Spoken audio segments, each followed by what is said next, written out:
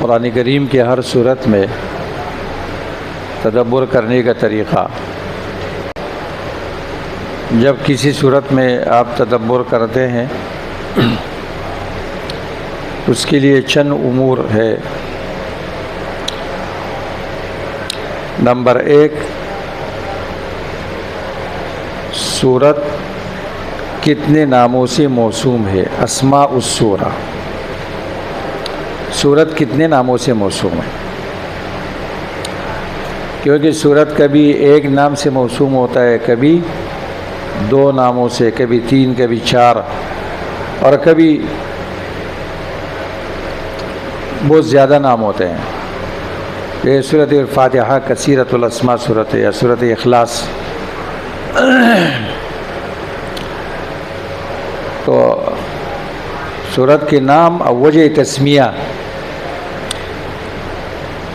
کتنے ناموں سے موسوم ہے اور کیوں ہے، یہ نام کیوں ہے. مثلا سورۃ بقرہ کے 4 نام ہیں نا، البقرہ، الزہرا، الفسطاط، سنام القرآن. تو یہ نام ویسے تو نہیں ہے نا، یہ وجہ ہے.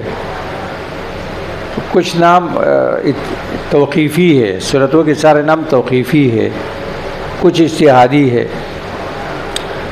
تو وہ نام بھی سورت کا ایک عنوان ہوتا ہے، سورت کی عکاسی کرتا ہے، سورت کے ایک بنیادی مضمون کو ظاہر کرتا ہے.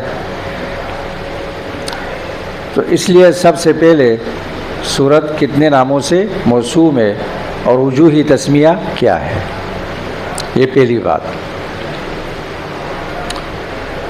نمبر 2، سورت کا ترتیب نزولی کیا ہے. ایک ترتیب قرآنی، تو قرآن میں لکھا ہوا ہے فاتحہ نمبر 1 ہے، بقرہ نمبر 2 ہے، آل عمران نمبر 3 ہے. لیکن نزول اس طرح نہیں ہے. فاتحہ 5 نمبر صورت نزول میں، بقرہ 89 نمبر صورت ہے. تو ترتیب نزولی کا جاننا بھی لازمی ہے. قرآن کریم کے فہم میں، آیتوں کے حل میں اس کو بہت بڑا دخل ہے.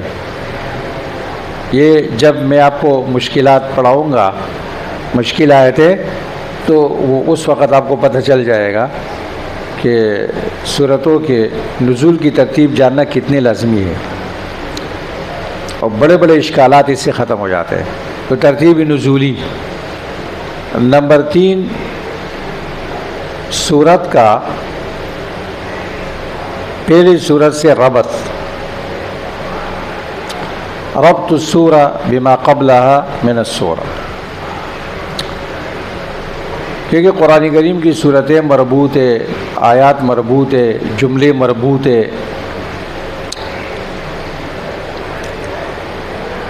صورتوں کے ارتباط کا علم بھی بڑا دقیق علم ہے، اس میں بہت بڑا علم پوشیدہ ہے. بعضی تفسیریں تو اس کا اہتمام کرتی ہے، بلکہ ان کا جو اصل ہدف ہے وہ یہی ہے. جیسے بقاعی کی نظم الدرر ہے نا، علامہ بقاعی رحمہ اللہ کی تفسیر ہے نظم الدرر فی تناسب الآیات والسور. مکمل تفسیر ہے، لیکن دیکھو نام اس کا یہی ہے، اور اس میں ربط ہی ربط. سیوطی کی چھوٹی سی کتاب ہے تناسب السور، اس کا نام ہے. ترتیب بین السور، اس نام سے بھی، یہ نام بھی اوپر لکھا ہوا ہے.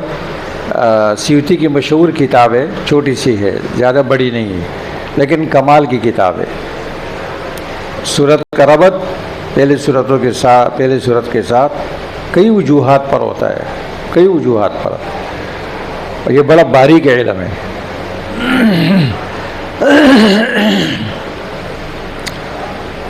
فاتحہ پہلے کیوں رکھا گیا، اس کے بعد بقرہ کیوں رکھا گیا، کوئی وجہ تو ہے نا.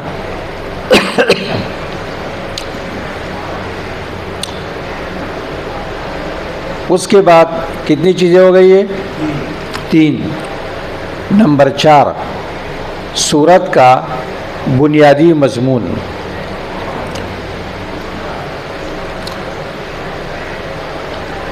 اس کو سورت کا بنیادی مضمون بھی کہا جاتا ہے.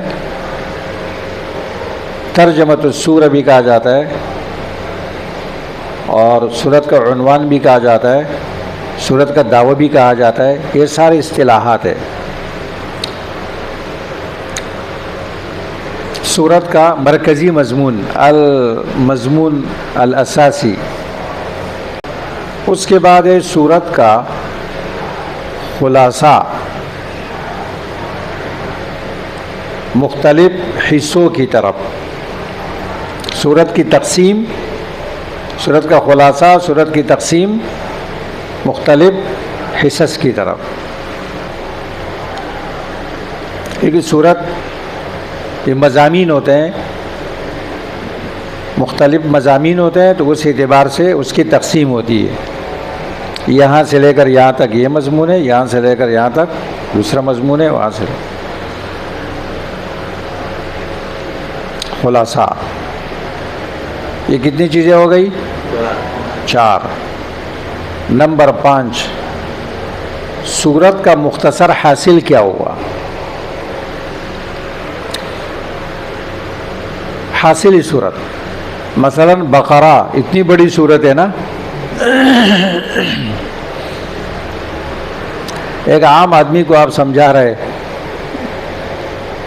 ایک طالب علم کو آپ سمجھا رہے کہ اس سورت کا حاصل کیا ہوا، مختصر۔ مثال کے طور پر بقرہ کا حاصل یہ کہ مسلمانوں دینی یا دنیاوی لحاظ سے منظم ہو جاؤ اور ہر باطل کی پجاری کے ساتھ جہاد کرو۔ مثال بتا رہا ہوں، دینی اور دنیاوی لحاظ سے منظم ہو جاؤ اور ہر باطل کی پجاری کے ساتھ کیا کرو؟ جہاد کرو۔ فانصرنا علی القوم الکافرین۔ ہر صورت کا ایک حاصل ہوتا ہے مختصر، حاصل صورت۔ مثال کے طور پر صورت کوثر ہے نا، کوئی آپ سے پوچھے صورت کوثر کا حاصل کیا ہے، لوگ ترجمہ کرتے ہیں، ترجمہ تفسیر، وہ تو نہیں، مقصد کیا ہے اس کا، شارٹ کٹ الفاظ میں حاصل کیا ہے؟ حاصل اللہ تعالیٰ فرماتے ہیں 2 چیزیں مجھے دے دو، 2 تم لے لو، 2 لے لو، 2 دے دو، 2 لے لو، 2 دے دو۔ فصلی لربک وانحر، یہ دونوں کام تمہارے ہیں۔ میں کیا کروں گا؟ تمہیں خیر کثیر دوں گا، تمہارے دشمن کو ہلاک کروں گا۔ دواخلا دورا کا۔ اب یہ کسی کی ذہن سے نہیں نکلے گا، حاصل ہوتا ہے نا، صورت کا ایک حاصل ہوتا ہے، حاصلی صورت۔ صورت ختم ہو گئی، بہت ساری باتیں بیان ہو گئی، تو اب ایسا ایک پیغام ہونا چاہیے جو سامع کے ذہن میں رہے۔ مقرر لمبی تقریر کرتے ہیں، آخر میں کہتا ہے میری تقریر کا حاصل یہ بات ہے۔ اب اکثر صورت کے آخری آیتوں میں صورت کا حاصل ہوتا ہے، خود بخود اللہ ذکر کرتے ہیں، نہ چھوڑو۔ آخری آیتیں یہ صورت کا کیا ہوتا ہے؟ جیسے آل عمران ختم ہوتی ہے نا، تو آخر میں اللہ کیا فرماتا ہے؟ یا ایھا الذین آمنوا اصبروا وصابروا ورابطوا واتقوا اللہ لعلکم تفلحون۔ یہ پوری صورت کا نچوڑ ہے، اب یہ نچوڑ ہے۔ اچھا، یہ کتنی چیزیں ہو گئی؟ 5۔ چھٹی چیز صورت کی ابتدا و انتہا کا جوڑ۔ ہر صورت کا انتہا ابتدا بھی مربوط ہوتا ہے، ابتدا اور انتہا۔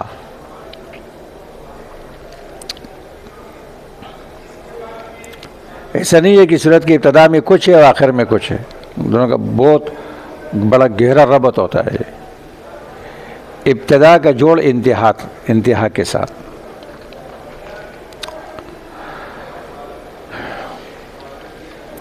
اس کے بعد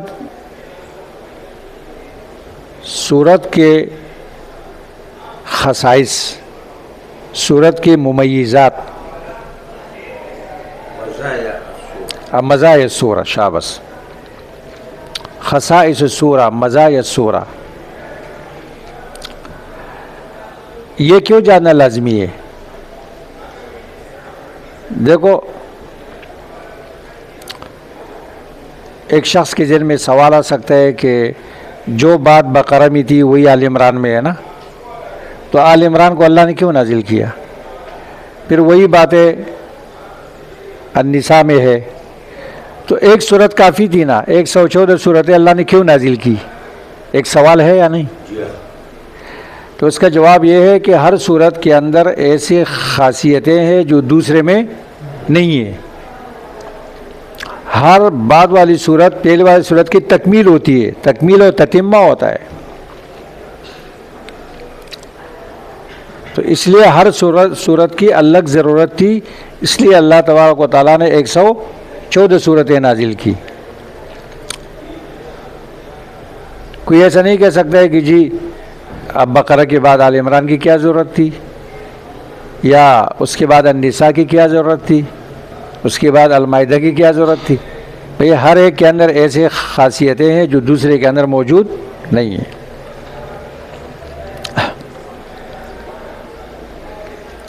کیونکہ خاصہ کی تعریف یہ ہے کہ ما یوجد فیہ ولا یوجد فی غیرہ، غیر میں نہیں ہوتا ہے۔ تو صورت کے خاصیتیں ہوتی ہے، ہر صورت کے خصائص ہم آپ کو بتائیں گے۔ یہ کتنی چیزیں ہو گئی؟ 7۔ 8ویں نمبر پر صورت کے متشابہات۔ صورت میں مشکلات اور متشابہات ہوتی ہیں، مشکل آیتیں بھی ہوتی ہیں اور متشابہ آیتیں بھی ہوتی ہیں۔ آپ بقرہ میں ایک آیت پڑھتے ہیں، مثال کے طور پر مثال بتا رہا ہوں۔ بقرہ میں آپ یہ پڑھتے ہیں موسیٰ علیہ السلام کے قصے میں، بالکل شروع میں، وَإِذْ نَجَّيْنَاكُمْ مِنْ آلِ فِرْعَوْنَ يَسُومُونَكُمْ سُوءَ الْعَذَابِ يُذَبِّحُونَ أَبْنَاءَكُمْ وَيَسْتَحْيُونَ نِسَاءَكُمْ۔ سوء العذاب، اس کے بعد وہ نہیں ہے، اور یذبحون ابناءکم ویستحیون نساءکم۔ اچھا، ابھی آپ کھولے سورۃ اعراف 9 پارہ، سورۃ اعراف کھولے۔ یہاں پر لفظ یذبحون نہیں ہوگا، لفظ یقتلون ہے۔ ہاں، وَإِذْ نَجَّيْنَاكُمْ مِنْ آلِ فِرْعَوْنَ، صفحہ نمبر 151 ہے، 16 میں آیت بتاؤ۔ ہاں، وَإِذْ نَجَّيْنَاكُمْ مِنْ آلِ فِرْعَوْنَ يَسُومُونَكُمْ سُوءَ الْعَذَابِ، یہاں یقتلون ہے، یذبحون کا لفظ نہیں ہے۔ اچھا، ابھی آپ کھولے 13واں پارہ، سورۃ ابراہیم کا پہلا صفحہ، سورۃ ابراہیم کا پہلا صفحہ۔ وَإِذْ قَالَ مُوسَىٰ لِقَوْمِهِ اذْكُرُوا نِعْمَةَ اللَّهِ عَلَيْكُمْ إِذْ أَنْجَاكُمْ مِنْ آلِ فِرْعَوْنَ يَسُومُونَكُمْ سُوءَ الْعَذَابِ وَيُذَبِّحُونَ أَبْنَاءَكُمْ۔ لیکن یہاں وہ ہے نا، وہ حفظ والے تو متشابہات اس لیے وہ کرتے ہیں کہ وہ تاکہ ان کی غلطی نہ آئے، باقی ان کو پتہ نہیں ہے۔ یہ تفسیر کی بھی متشابہات ہے، تو یہ خواہ مخواہ تو نہیں ہے کہ ادھر وہ نہیں ہے ادھر وہ ہے۔ ہاں، ایک جگہ یقتلون ہے اور ایک جگہ کیا ہے یذبحون ہے، یہ خواہ مخواہ ہے کیا؟ کوئی نقطہ ہے نا اس میں، تو لازمی ہے جاننا۔ دیکھو، لوگ یہ سمجھتے ہیں کہ قرآن کی تفسیر پڑھانا بہت آسان ہے نا، اور جس کو سب سے کمزور استاد وہ کہتے ہیں اس کو ترجمہ دے دو وہ ایسے اردو ترجمہ کرتا ہے، اور باقی جو ہے نا وہ بس اللہ فرماتے ہیں۔ تو قرآن میں تو یہ سب چیزیں بتانے کی ہوتی ہے کہ بھئی یہ کیوں ہے اس طرح، اس میں نقطہ کیا ہے، یہ وجہ تو ہے نا۔ بڑے عجیب کتاب ہے، سب سے مشکل پڑھا اللہ کا قرآن پڑھانا سب سے مشکل ہے. ہر علم اس کے اندر لگتا ہے, ہر علم کی ضرورت ہوتی ہے اس میں. ہمارے مدارس میں کیا ہے, جو سب سے زیادہ کمزور ہو وہ قرآن کا ترجمہ پڑھائے گا, اور طلبہ بھی اس گھنٹے کو فضول سمجھتے ہیں کیونکہ استاد کی طرف سے کوئی اہمیت نہیں ہوتی نا, بلکہ وضو بھی نہیں کرتے ہیں, یہ ٹیڑھے ہو کے دوسرے کے ساتھ بیٹھتے ہیں. میرے پاس کبھی ترجمہ ہوتا تھا تو میں طلبہ سے کہتا تمہارے پاس قرآن ہے؟ کہا نہیں. شرح جامی ہے؟ کہتا ہاں. تو میں نے کہا قرآن خریدو تب پڑھاؤں گا, اس کے لیے بھی قرآن خریدو, بیاض کاپی خریدو. یہ کتاب ہے یا نہیں, میں کتاب سمجھتے ہو, یہ نہیں پڑھے پرانے قرآن اٹھا کے اس گھنٹے میں وہ کہتے پھر رکھتے ہیں. اللہ اکبر. خیر, تو یہ ہے متشابہات. متشابہات تو جو خاص طور پر ایک تفسیر ذکر کرتا ہے, اس کا نام ہے بصائر ذوی التمییز فی لطائف الکتاب العزیز. اور مفسرین بھی لیکن خاص اہتمام نہیں ہے ان کے یہاں متشابہات کا خاص ایک عنوان ہوتے ہیں متشابہات.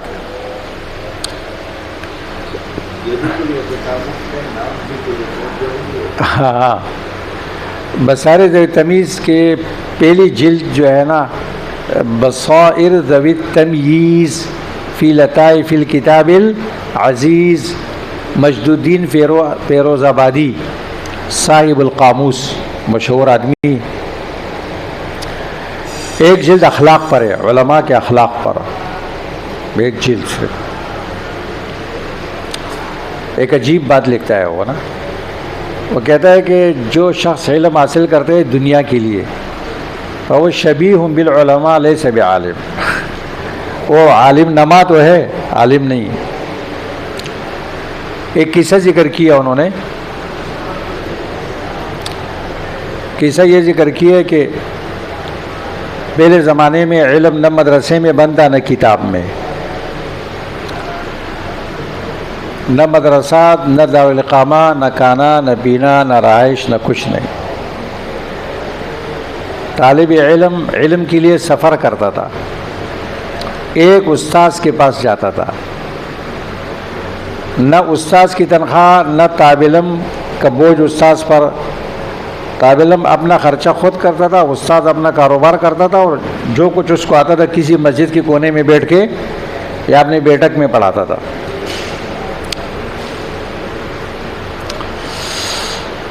تو فیروز آبادی صاحب نے لکھا ہے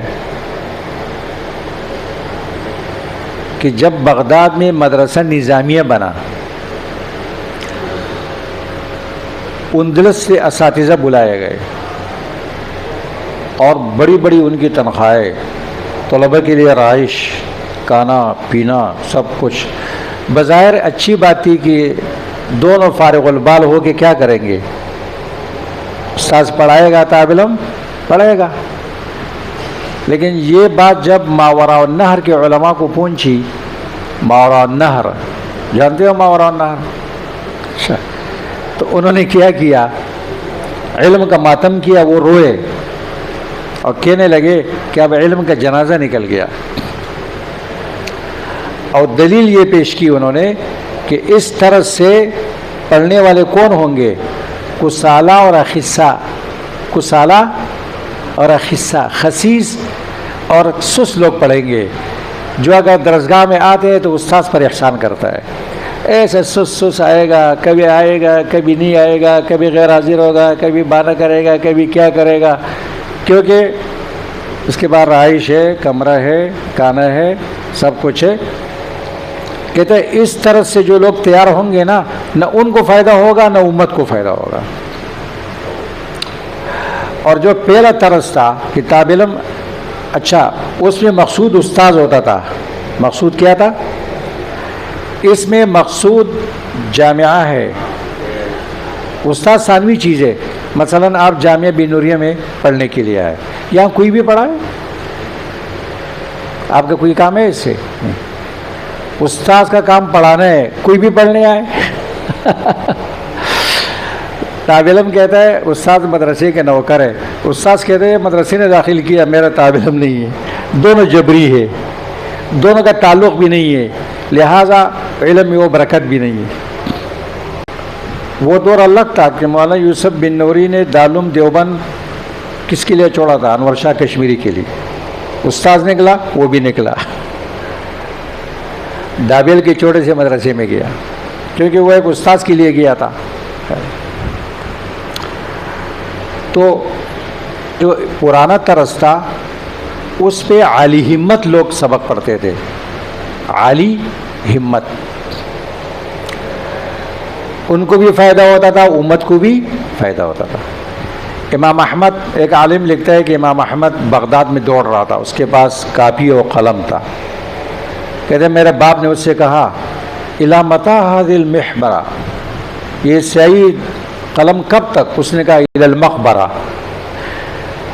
امام احمد کے پاس 2-3 چھوٹے چھوٹے کمرے تھے، غریب تھا، کچھ بھی اس کے پاس نہیں تھا۔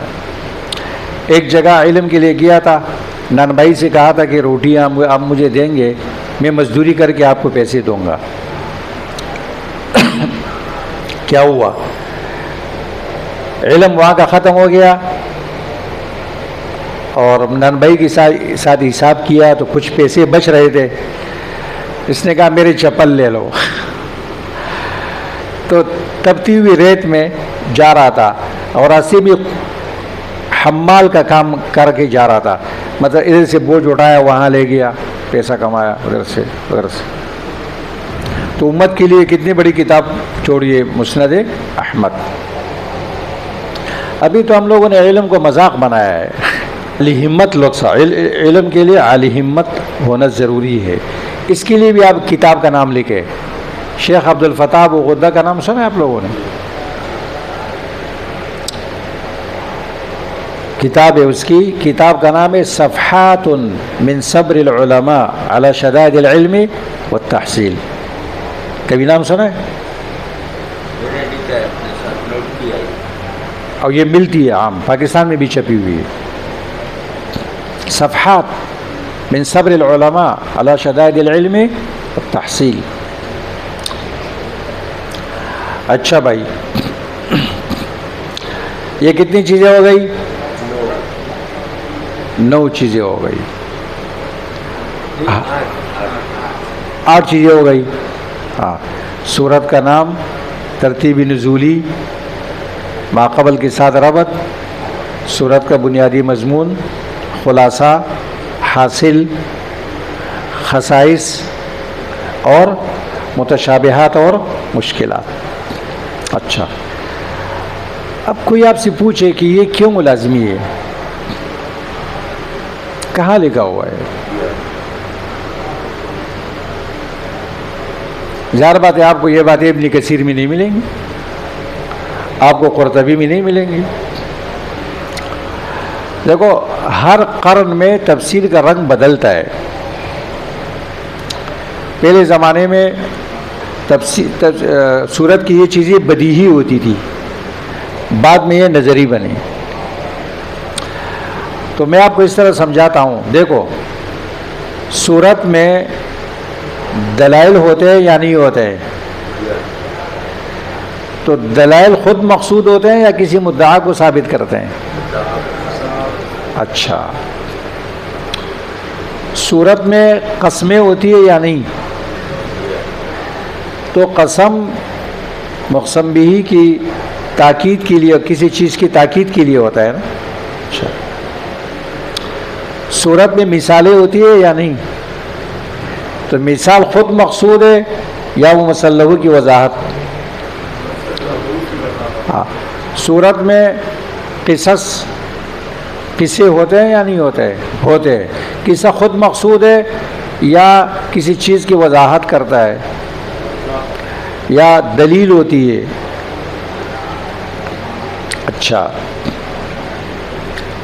سورت میں بشارت ہوتی ہے یا نہیں؟ تو بشارت کسی کام کے، اچھے کام کے کرنے پر ہوتی ہے نا۔ سورت میں تخویفات ہوتی ہے یا نہیں؟ ہوتی ہے۔ تو تخویف کسی کام کے چھوڑنے پر ہوتی ہے نا۔ تو وہ کیا چیز ہے جس کو دلیل سے ثابت کیا جاتا ہے، مثال سے واضح کیا جاتا ہے، قصے سے، قسم سے اس کی تائید ہوتی ہے، جس کے کرنے کے لیے بشارت ہے اور نہ کرنے پہ تخویف ہے، وہ کون سی چیز ہے؟ اسی کو کہتے ہیں سورت کا بنیادی مضمون۔ اس کو کیا کہتے ہیں؟ پوری سورت اس کے ارد گرد گھومتی ہے، پوری سورت۔ جیسے درخت ہوتا ہے نا، درخت ایک جڑ ہوتا ہے، پانی جڑ کو لگتا ہے، لیکن اس پانی کا اثر ہر ٹہنی میں، ہر پتے میں اور ہر پل میں موجود ہوتا ہے یا نہیں ہوتا ہے؟ ہوتا ہے۔ تو اس لیے سورت کا بنیادی مضمون اگر آپ کو معلوم نہیں ہے اور پھر ہر آیت کا عنوان معلوم نہیں ہے تو آپ قرآن سے مستفید نہیں ہو سکتے کہ بیان کیا ہو رہا ہے۔ ہاں بھائی، بیان کیا ہو رہا ہے، یہاں سے کیا چل رہا ہے، اللہ تعالیٰ یہاں سے آپ کیا بیان کرنا چاہتے ہیں۔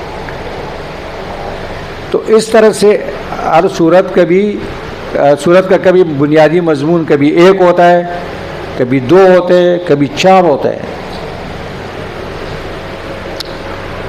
اور پوری سورت اس کے ساتھ لگتی ہے۔ تو سورت کا سمجھنا بڑا آسان ہو جاتا ہے اور آپ کو بھی مزہ آئے گا، آپ کی سننے والوں کو بھی مزہ آئے گا، وہ قرآن سے مستفید ہوں گے، ان کے عقائد درست ہوں گے، ان کے اعمال اخلاق درست ہوں گے۔ تو یہ ہر صورت میں تدبر کا طریقہ ہے، انشاءاللہ یہ اس طرح ہم پڑھیں گے۔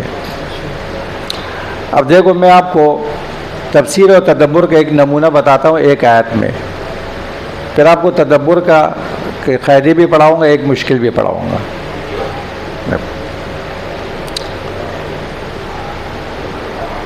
آپ کھولے 20واں پارہ، کھولے آپ 20واں پارہ، سورہ قصص، 351 نمبر صفحہ، سورہ قصص۔ قال احداهما یا بس استاجره ان خیر من استاجرت القوی الامین قال انی اريد ان انکحک احدی ابنتی هاتین على ان تأجرنی 8 حجج فإن أتممت 10 فمن عندك وما أريد أن أشق عليك ستجدني إن شاء الله من الصالحين۔ معلوم ہو گیا؟ ایک تو آیت کا ترجمہ ہے، وہ آپ حضرات کو آتا ہے، ایک اس کی تفسیر ہے، وہ بھی واضح ہے کہ جو صاحب مدین تھے انہوں نے موسیٰ علیہ السلام سے کہا کہ میں 2 بیٹیوں میں سے ایک بیٹی کا نکاح آپ کے ساتھ کرتا ہوں، لیکن شرط یہ ہے کہ 8 سال آپ میری مزدوری کریں گے، اور اگر آپ نے 10 سال کیا تو یہ آپ کی طرف سے احسان ہوگا، اور میں آپ کے اوپر کوئی مشقت میں آپ کو نہیں ڈالوں گا، اگر اللہ نے چاہا تو آپ مجھے صالحین میں سے پائیں گے۔ صاحب مدین اس لیے کہہ رہا ہوں کہ وہ مشہور قول یہ ہے کہ وہ شعیب علیہ السلام تھے، لیکن شعیب علیہ السلام کا نام یہاں نہیں ہے، وہ لڑکیاں کہہ رہی ہے وہ ابونا شیخ کبیر، اس لیے مولانا ندوی نے قصص النبیین میں شیخ کا لفظ ذکر کیا ہے، شعیب علیہ السلام کا نام نہیں لیا۔ تفسیر عثمانی آپ دیکھیں گے، وہاں بھی شبیر احمد عثمانی صاحب لکھتے ہیں کہ مشہور قول یہ ہے کہ وہ کون تھے، لیکن یہ بات یقینی نہیں ہے کہ وہ شعیب علیہ السلام، اس لیے میں نے کہا صاحب مدین۔ اب دیکھو، آیت کا ترجمہ بھی ہو گیا، تفسیر بھی آپ کو معلوم ہو گئی۔ اب جو تدبر ہے وہ اس کے بعد ہے، وہ کیا ہے؟ آپ تدبر کریں گے تو پہلی آیت میں یہ آپ کو معلوم ہوگا کہ مزدور کے اندر 2 صفتیں ہونی چاہیے، یا ابتی استاجرہ ان خیر من استاجرت القوی الامین۔ مزدور کے اندر 2 صفتیں ہونی چاہیے، جس کام کے لیے آپ رکھ رہے ہیں طاقت بھی ہو اس کے اندر، امانت دار بھی ہو۔ بات معلوم ہو گئی نا؟ دیکھو، قرآن سے آپ کو معلوم ہو گیا آپ مزدور کیسا رکھیں گے۔ اگر وہ مریل ہے کام نہیں کر سکتے، یا امانت دار ہے چوری کرتا، امانت نہیں ہے چوری کرتا ہے، تو مسئلہ خراب ہے. اچھا، اگلی آیت سے کیا ثابت ہوتا ہے کہ